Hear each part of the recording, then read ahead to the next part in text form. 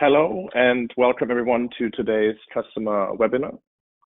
The customer webinar today will be about making ERP rollouts faster and more reliable with Celonis. My name is Christoph Grossbayer and I'm particularly excited to welcome Jim Brady to today's customer webinar.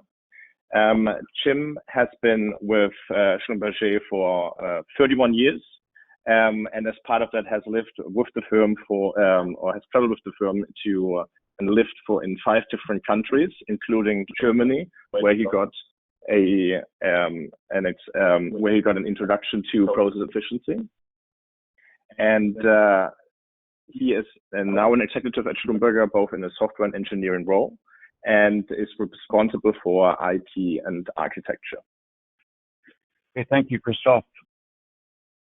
So we're the largest oil and gas services company in the world. We operate in 4 primary technical areas. One is we provide services and products in the area of reservoir characterization. So this is measurements to acquire as much information and help interpret that information about the subsurface as possible. This helps oil and gas operators to interpret subsurface and surface and ultimately make financial decisions based on where to drill, when to drill, or how to maximally extract hydrocarbons from the ground.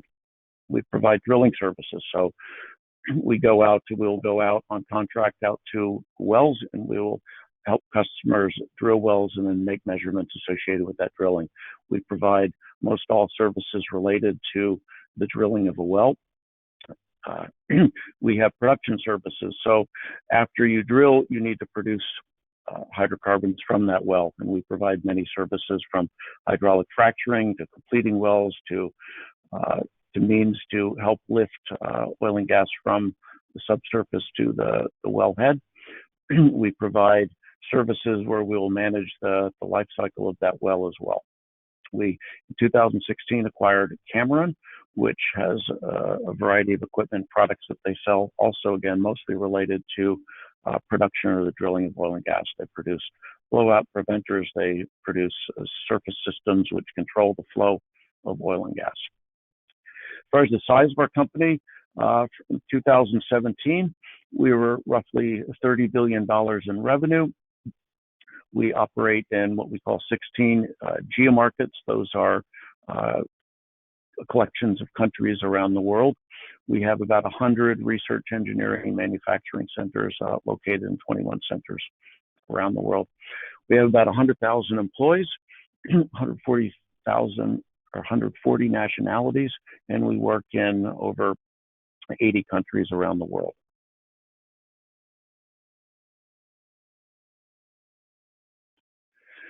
So back in 2013, we started looking at ourselves as a company.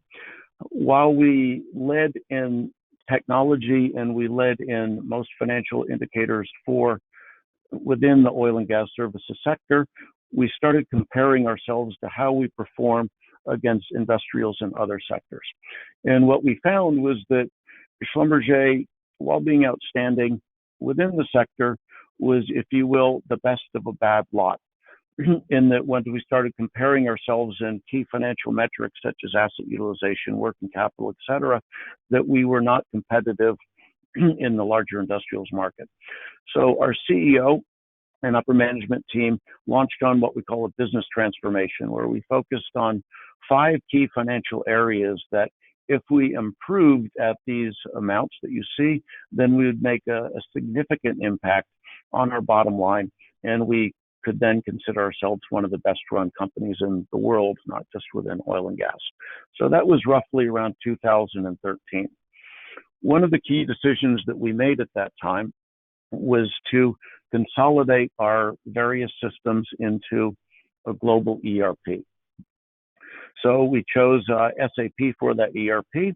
It was to replace the many systems that we had out there. We had previously had what we'd call a best of breed approach to systems. We had 5, arguably 8 different ERPs deployed around the world. There was a lot of variation between product line.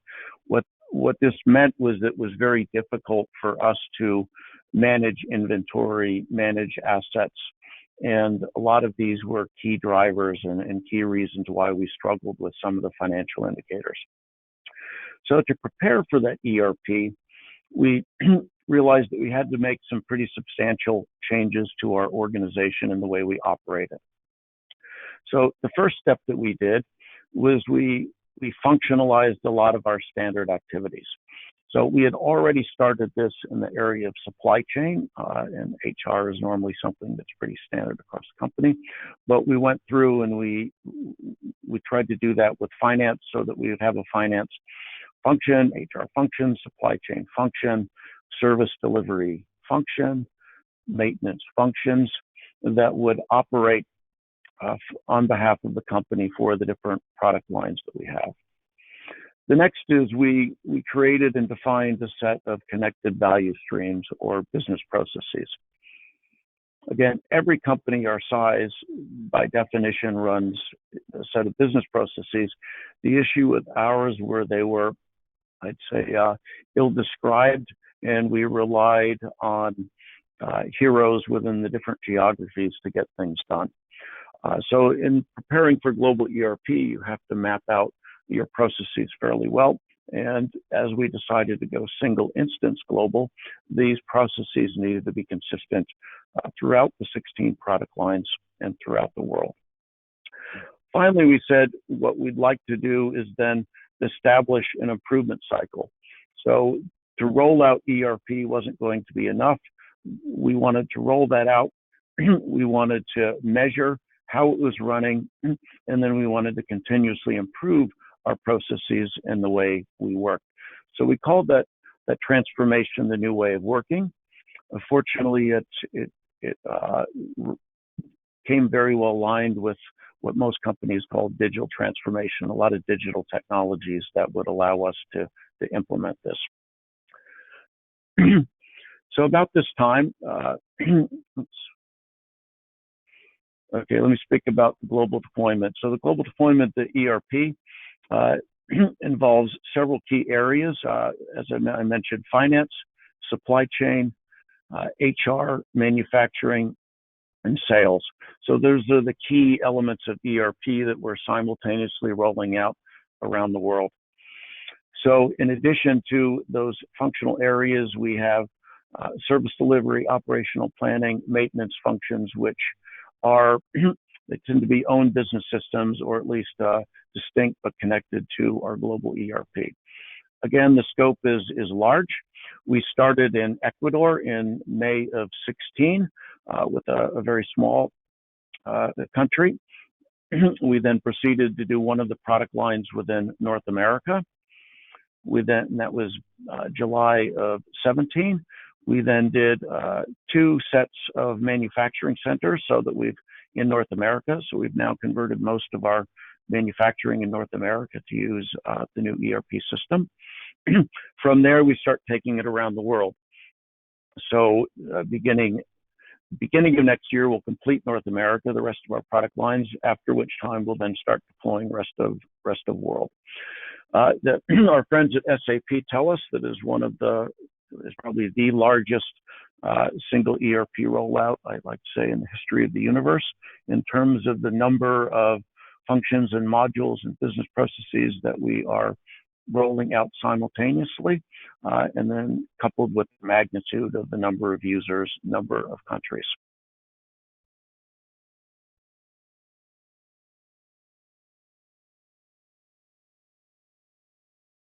So what are some of the challenges in a rollout of that side? One is looking at your process conformance. So again, previously, we had many legacy systems. We had many product lines, 16 product lines, and we saw variances in our process within the product lines, but also variances within geographies. When you roll out a single instance ERP, global ERP, you are basically mandating that certain things will be done uniformly throughout the world and throughout the company. Given our geographical distribution, that is rather daunting. We have to be able to see what people are actually doing. Are they following our process? Are they efficient with our new processes? Have they really changed the way they work? or are they still clinging to the old way of working? As an example of an old way of working is doing a goods receipt, but not doing the goods receipt. So an example might be that you receive equipment from a supplier or equipment to the well site, but you won't actually record that in the system until, say, the end of the month, when you then just start having a clerk type in all the goods that you received. Similarly with sending inventory or assets, throwing something onto a truck and moving it out somewhere, and then at the end of the month trying to reconcile your inventories in different plants and in different well site and different warehouses. So those are things that are the old way of working. The new way of working is much more real time. It allows you to continuously monitor the business as it's going. Digitally, what we need is we need tools that users can see how they are doing to conform to the new way of working, but more importantly, to improve the way they work and the way the company is working. We need, in a sense, something that will actually tell us ground truth about what's going on in all of these operating regions around the world. The other complexity is our financial coupling. So while our product lines are independent to some extent, really we report financially in geographies, areas along those reporting groups. A lot of the transactions and the P&Ls all gather into single legal entities where we have corporate shared services that the costs are spread apart amongst those legal entities. As a result, it's the way our company is constructed, it's near impossible to go live with, say, just one product line unless that one product line happened to be in a completely separate ERP and operating under different legal entities. However, because of this, the financial coupling, what you need to be able to do is diagnose what's perhaps going wrong or non-optimally within a particular geography or a particular product line. So you can quickly isolate which product lines might be having difficulties with the new ERP. So back in early 17 at actually SAP's Sapphire show, we saw our first demo of Celonis, and we realized that this could be an incredibly powerful tool to actually model our organization or actually view our organization. Much as in manufacturing, we've started doing digital twins of our assets and our equipment. When I saw this back in May of last year, I said, this really is our digital twin for our organization. It will allow us to see what's actually happening during deployment. It will be the source of digital truth. It will be the way that we can actually improve the organization by having this twin of it. So we did our first, didn't do our first ERP rollout, but we did a significant ERP rollout, SAP, to our MI SWACO business in roughly July of 2017. That was just after we had seen Celonis, and that ended up then, I guess, providing the lessons learned about why we needed Celonis. We had a very difficult time figuring out what was actually going on with inventories, with orders, with some revenue recognition methods across the country in North America, so the US and Canada. We then did our first pilot of Celonis, so we implemented the procure to pay and elements of the order to cash workflow in late 2017, and we started being able to diagnose what it was that happened during the initial months of our rollout in North America. We started learning where some of the issues were, and then taking that back to the organization and trying to apply that change to the way people were working there. So that was the first pilot. We then purchased a few licenses, and then in 2018 we've started rolling those two processes out to our users throughout North America. And the big difference really was between the pilot and that initial rollout, whereas the pilot was more focused on what central IT and governance could learn about what was happening.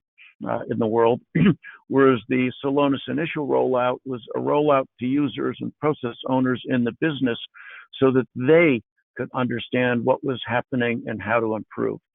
And this is a key distinction because we realized that we can't think of Celonis as just a tool for the ivory tower to interpret the business, but rather it's an empowerment tool so that every employee that's transacting can understand how they are doing and how they can improve. Our largest rollout to date will be in, you've already slipped our release date, Christoph. It's actually going to be February of 2019 if I am to collect my bonuses. But that will be the other 15 product lines within North America and approximately 25,000 users and all of our key processes. So that will be the first test, the first big test at scale for Celonis, where we're rolling it out and using it coincident with the rollout.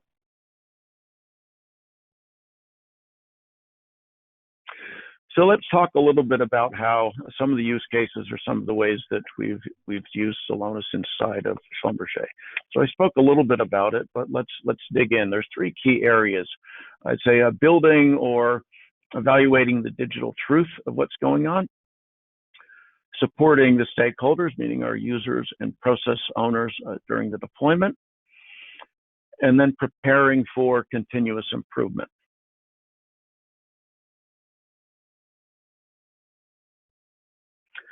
Okay, so the first I'll talk about, and we'll see a little video about, is what we call the digital truth aspect, right? So as I mentioned, Schlumberger has about 16 product lines. There has traditionally been geographical variance within those product lines, and then there's been variance within the geographies as well. So Canada does things a bit different than North America land out Midland Permian tends to do things, well, quite frankly, a lot different than offshore Gulf of Mexico. And so all of these things get rolled in together when you're looking at a macro view of what's coming in with the ERP. So we looked at how you can actually drill in, mine data, and help users from those different areas be conformant to what we're trying to do, but also recognize that there is some changes or some differences.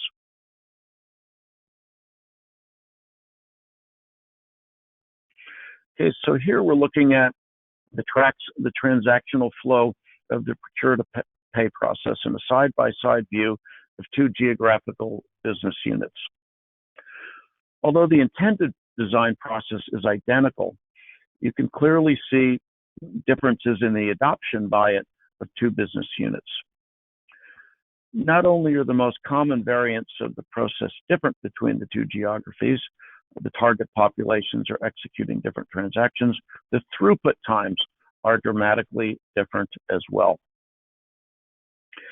As we zoom into the right side of the screen, which is geography 2, you see that it takes an average of 90 days from recording the goods receipt to clearing the invoice, whereas it only takes 20 days for geography 1, as seen on the left side of the screen. So having the ability to discover the digital truth of what's actually happening against intended design helps us identify and focus on the problematic business units and inefficiencies.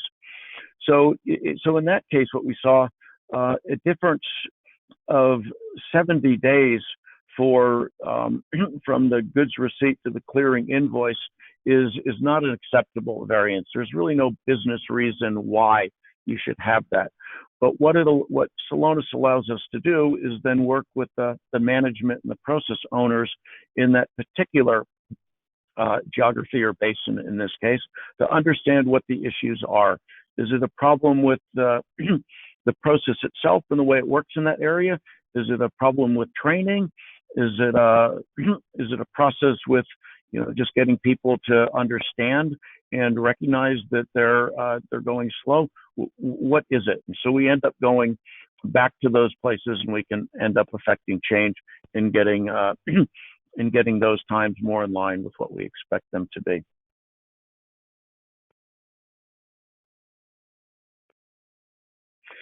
Okay, so the next is is process and systems monitoring, right? So one of the key areas I've mentioned is trying to understand what's really going out or what's really going on in the world of the ERP, right? And so so Celonis it's actually a wonderful systems monitoring tool as well. As you're able to see the throughput flowing of transactions, you start seeing where things are backing up. You start seeing where automation is not happening, that things are backing up in manual queues. You start seeing when transaction loads are getting too heavy in one part of the organization or through, in fact, possibly one or two people. And so things aren't actually flowing. So as I said, towards this digital twin concept, it gives you a real sense of what's going on in the business without having to make a lot of phone calls or go out and actually visit those businesses. It has ways of filtering so that you can really drill down and see which processes are affected, which vendors are affected, which customers, etc. So let's look at a little example of that right now. Before we start that demo, I will note that the quote there, Celonis so easy to use and quick. So this is actually from our director of the finance business process. So she, as well as the other function heads, use this quite often to be able to go in and check on things. So when we hear that, that SAP is not doing something well, or something's not happening with invoices, or something's not happening with with POs because SAP is broken, it's very easy for her or others to kind of really drill down and see what's really going on, whether that is something that is broken, like in this case, the systems interface to a rail vendor, or whether in fact what's being reported is, I guess, fake news, if you will, right? And that really systems are up and flowing well. So let's see an example of that, of monitoring. So, right, so monitoring, introduced that a little bit. So yeah, there we go. So what we want to do is try and go from a reactive mode to a proactive mode here, right? And so this a lot is about user adaptation. So here we're looking at our rework activity view that we've done in Celonis. So rework activities represent any correctional transactions that result from an error or problem in the original sales order document in this case, but you can also see that it would be applicable to work orders in a factory setting. If end users are entering the right information and adhering to the intended process, these undesirable rework activities should not be happening. So in the middle of the screen, we had a donut chart that showed the top 5 most frequently occurring rework activities with a more detailed list on the right. Managers can drill down by different business units and rework activities here. The second screen, on the other hand, we also wanted to empower our end users to proactively self-regulate themselves for improvement. For the obvious reasons, we blanked out some content from the screen, like usernames and other private information. But here in the end, any user can enter their personal assigned codes to pull up their historical records and see how they are doing in the system. This encourages mitigation of problems in a much more proactive manner instead of reactive stance. So our workers, employees don't get the idea that Celonis is a big brother tool to see if HQ is making sure that they're doing their job correctly, but rather employees are given goals, objectives, and they themselves can use the tool and make sure that they are doing it according to best they're able to do, or if there's impediments into them achieving their goals, they can raise that. That might be, for example, creating more catalog entries in service or product catalogs rather than doing free text, etc.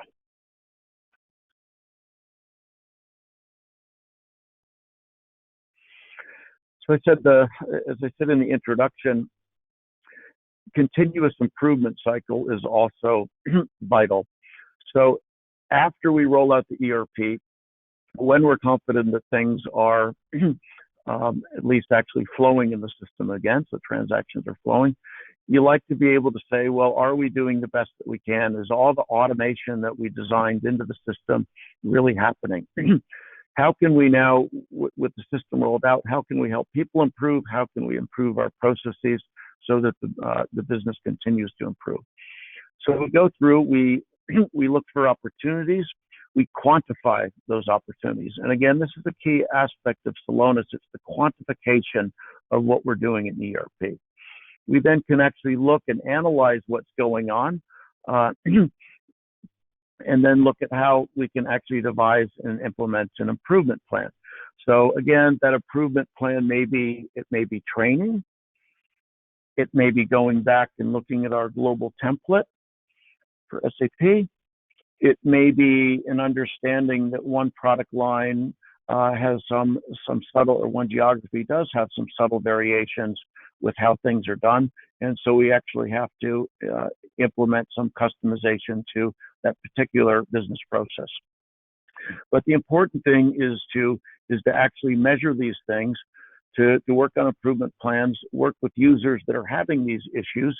Possibly they even raise them themselves to us, and then go back and improve. So that's the improvement cycle.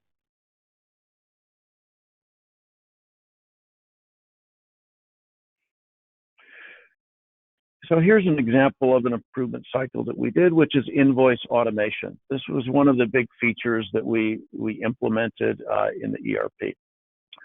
So we all obviously deploy new ERPs and processes in the hopes of enhancing the efficiency of our organizations. But we should keep in mind that it doesn't really end with just the deployment itself. There's a stabilization period after you deploy, after which time you then start looking for improvement, which then really represents most of the value of the ERP itself. Continuous improvement that comes afterwards, it's the vital piece. In this clip, we look at invoice automation rates how they increase after deployment. The green bars represent fully automated invoices, whereas the red bars represent invoices that require multiple touches or manual intervention for processing. So if you look at the trend graph, we can see back in 2017, when we deployed to one of our business units, we immediately saw an uptick in automated invoices. This is good. As we progressed through the subsequent months, we can see that invoice automation rates were increasing, which translates into direct savings via automation. So if you filter down into the rail invoices, you see that on the third line in the table. We realized that one of our invoice processing channels was actually lagging behind. So in latter month, we focused our attention there.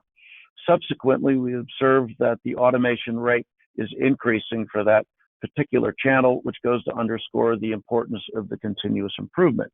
And as it turns out, the rail was actually quite a critical part of our invoice processing and part of our services related to hydraulic fracturing.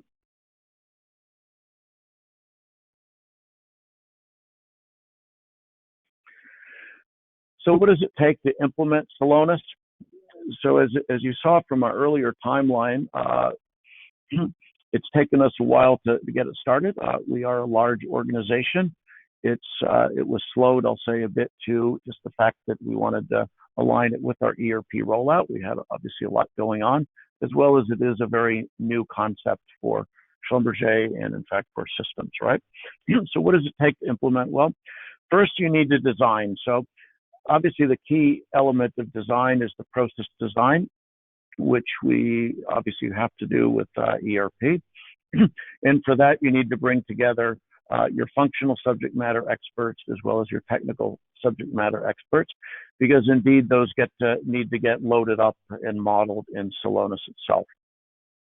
Second, you connect the data. So you need to bring the data from the running SAP and other ERP systems into the HANA database where it's in the Celonis world. Those can be real-time links, or they can be nightly dumps. For our processes, it's not a pure SAP workflow. We have, for instance, Oracle Transportation Management for some of our logistics.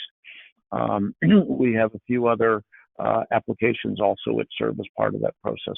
So you end up having to bring that system data together in one place, where you can then create those Celonis views.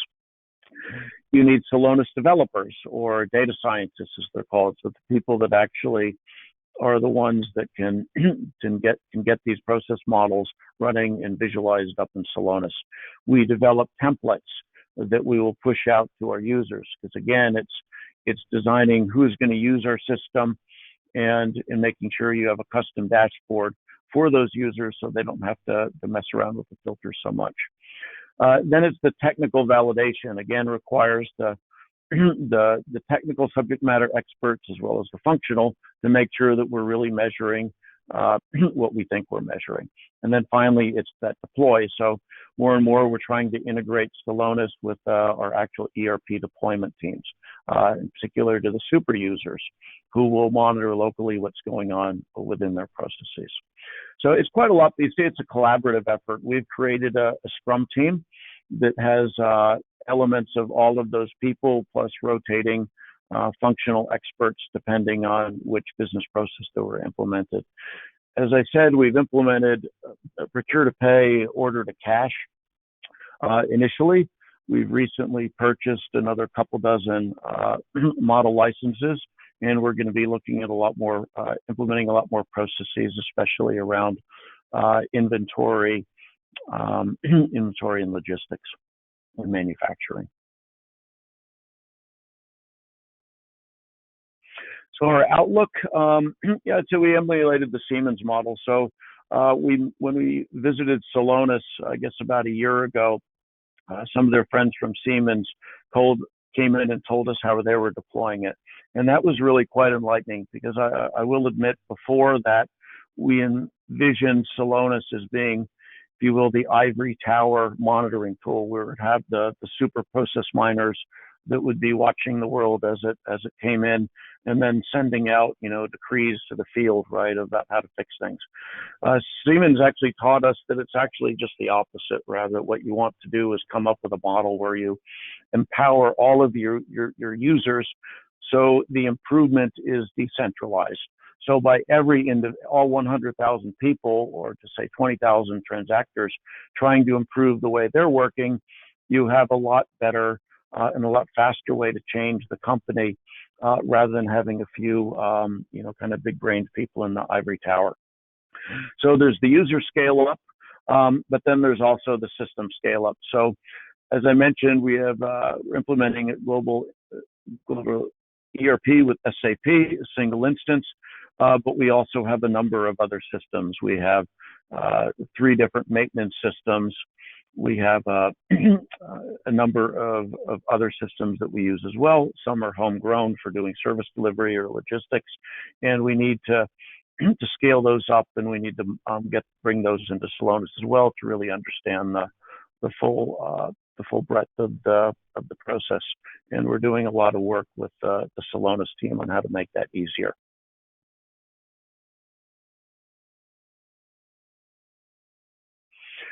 So takeaways, I guess, summary. Again, when we saw the tool, given where we were of really doing our first greenfield global ERP, we saw it as a key element for deploying that ERP. If we had it to do over again and we had discovered Celonis, say, a year or 2 earlier, what we would have done would be to, one, change our business processes in the field, and we have largely done that. But then we would have wired up our legacy systems. So we would have actually been able to measure the before, or the as-is state of our systems and our transactions. And then when we went live, we would have been able to see a direct improvement, but also more easily see the bottlenecks or or how some of those trouble spots that we saw were being handled post. Right? In the end, we didn't do that. You guys didn't start your company quick enough, I think, or maybe you didn't come tell us about it. But we are going to be using it in that mode for our global rollout. So wiring up some legacy so we get a better read on what's going on rest of the world before we deploy it. In deployment, I mentioned looking at conformance to process, looking at how users are adapting the new the new processes. We're trying to shorten that hypercare period where we handhold the users so that they can get efficient a lot faster than we have. And then finally, post-deployment, it's being able to continuously improve once we've rolled out. And again, we're looking forward to doing that with the product lines and manufacturing plants that we've already deployed. And then for the rest of the world deployments, we'll take it through all three steps.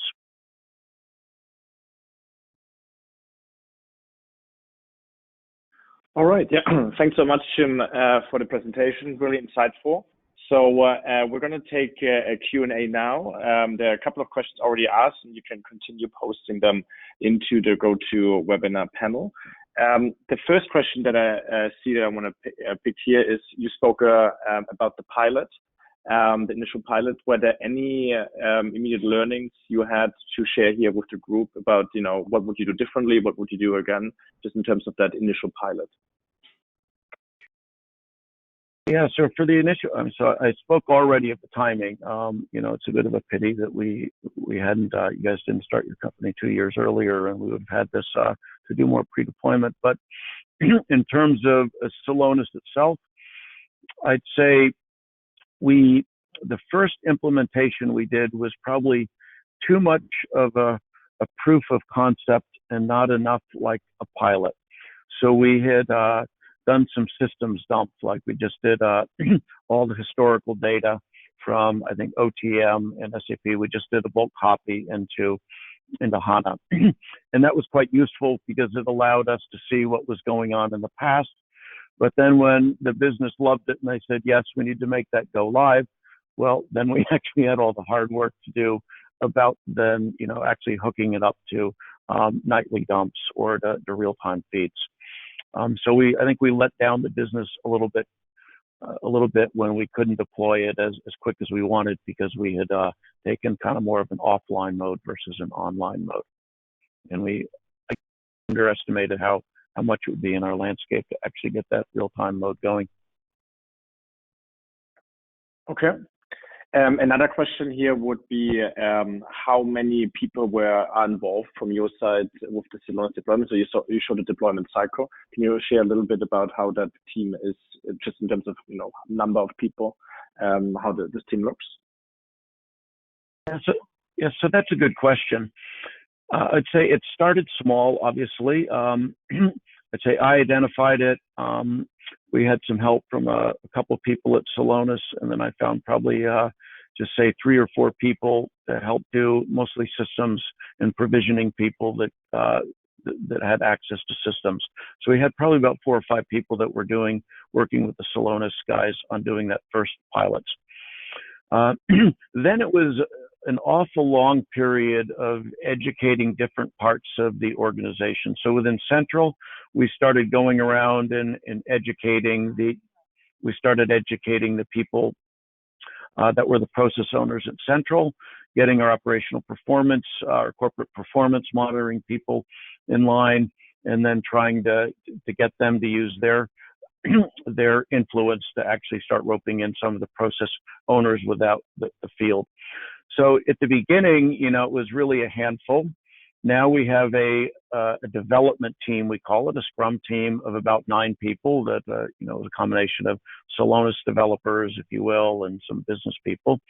But the big thing is that we're trying to expand the number of people involved into a much larger team. We're trying to bring the entire of the SAP deployment team into this and aware of this, and get this incorporated into the rollout plans, the rollout training, etc.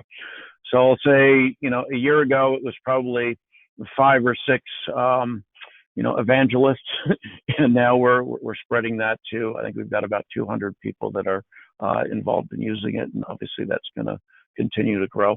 One thing that's important is that, again, on the super users, what we want is that the super users of Celonis are the super users of SAP, that you don't have like a Celonis super user and a procure to pay process owner in the field. They really need to be the same thing. And so, we're having to teach and educate a lot more people about how to use that. Then there are a couple of questions around the nature of the ERP rollout. I believe you're going to a one ERP like down the road. Can you tell a little bit where you started in terms of how many ERPs were there and where you now and where do you want to be? Yeah, okay. So I guess the polite way of saying is that we had a best of breed approach for probably the better part of a decade and a half. So we had one principal finance ERP in North America. We had another one in rest of the world, so that's two. We had a separate manufacturing ERP that was mostly deployed throughout the rest of the world or throughout the world. When we acquired Smith, we ended up with two more global ERPs that were for the two main product lines within Smith. And then Cameron, we had yet another. And then we had a number of business systems that were almost ERP-like that were around it. So you could say between maybe 6 and 9, depending on how you count. So the idea is that we consolidate and simplify that landscape as we go around the world. So I mentioned we started out with Ecuador in May of 16. We plan on deploying this new enterprise through, it's going to be roughly the end of 2022 and quite possibly into 2023 for some mop up. Awesome, thanks. Maybe just one last question. You put the ERP rollouts not only as a IT kind of challenge, but it is a business transformation. It's a new way of working. So what really requires business and IT, better business and IT alignment. Can you speak a little bit about how Celonis enables you to facilitate that conversation? That would be quite interesting. Okay, so that's a good question. So as I mentioned, this all started with the idea that we needed to transform our business to become the best run company in the world. And so at the very beginning of the transformation was not the IT or the digital aspects, but rather it was the business. What do we need to do as a business to improve? So Schlumberger created a function called Operation Systems, which is a combination of the business transformation component and IT.